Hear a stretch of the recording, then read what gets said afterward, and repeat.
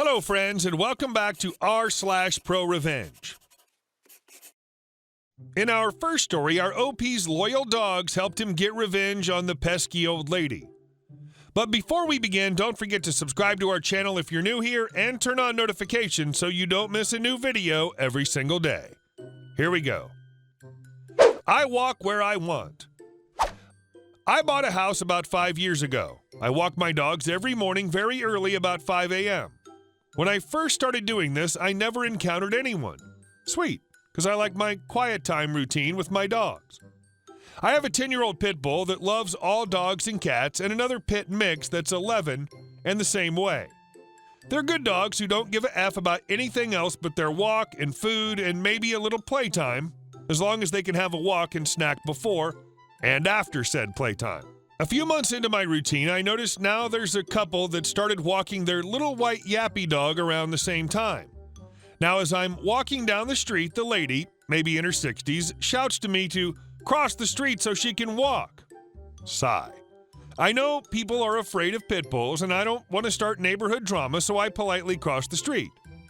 This happens several times, almost daily for a few months. I just give in. She thinks I'm a pushover. I'm so not. I just try to respect my elders. One morning, a cop has pulled someone over, and the brights are right on me. I can't see no matter what, and there's traffic in the street, so I can't go around. Suddenly, there's my nemesis, and over the police radio, I can barely hear her yelling at me to go around. As I passed and crossed, I said, "I'm so sorry, I couldn't see you because of the police lights." She starts screaming at me that she's going to have the police take my dogs because they're a menace. Well, I don't want to make a scene in front of the cop, so I just ignore it and keep walking. But I am pissed now. It's on now, Granny. So next day, sure enough, here comes Granny and her man and her annoying little yappy yap yap.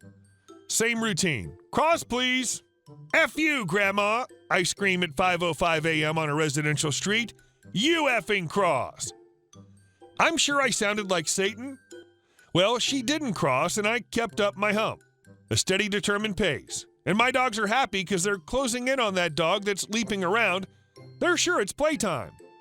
Well, Grandma doesn't move, and when I'm about 10 feet from her, I say, "I think it's your turn to cross. You don't own the sidewalks."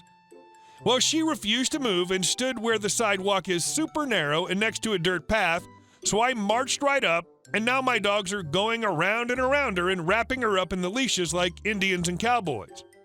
She's in a leash cocoon.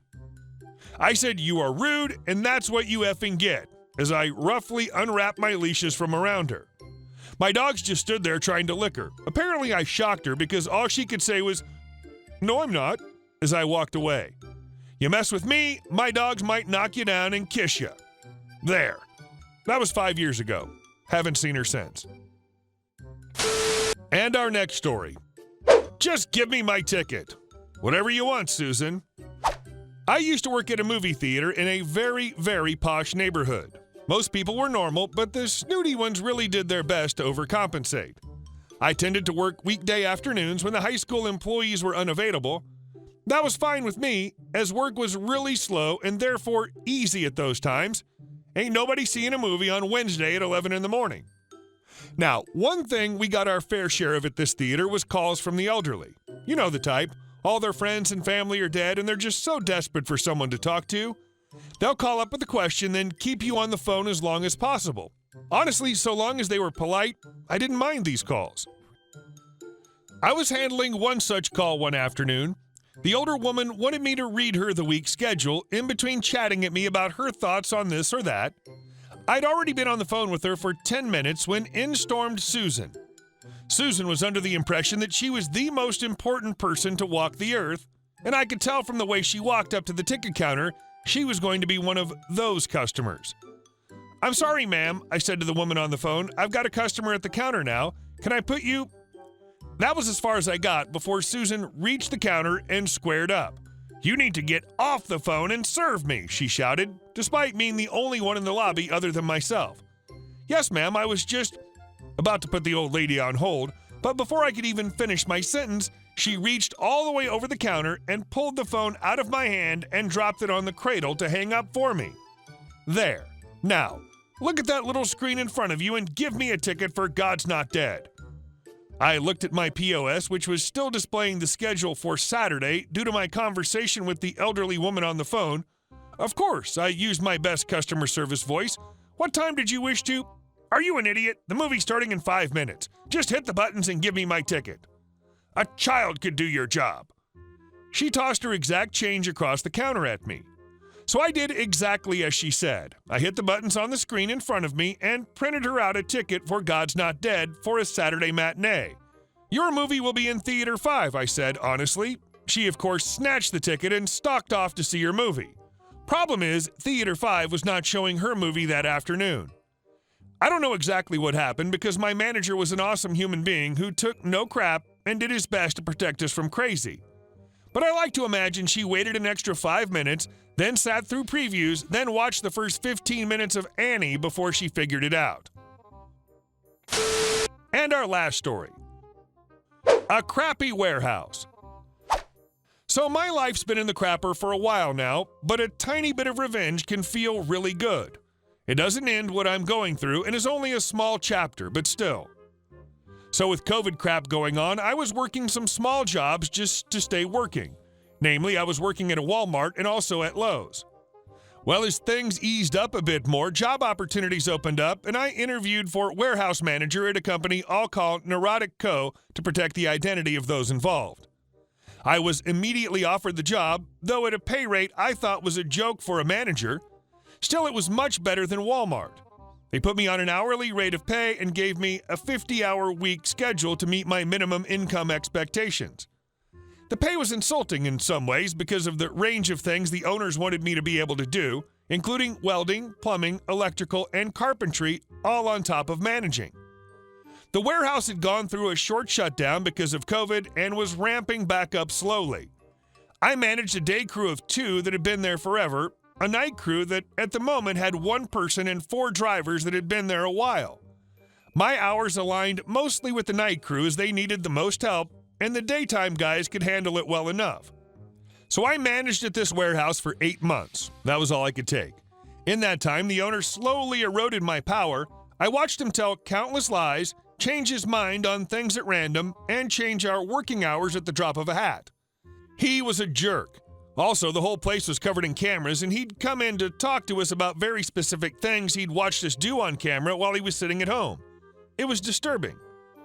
Turnover was huge as the owner would simply piss people off and they'd leave. It made my job impossible. But the other managers would tell me to hang in there, he'll be gone soon.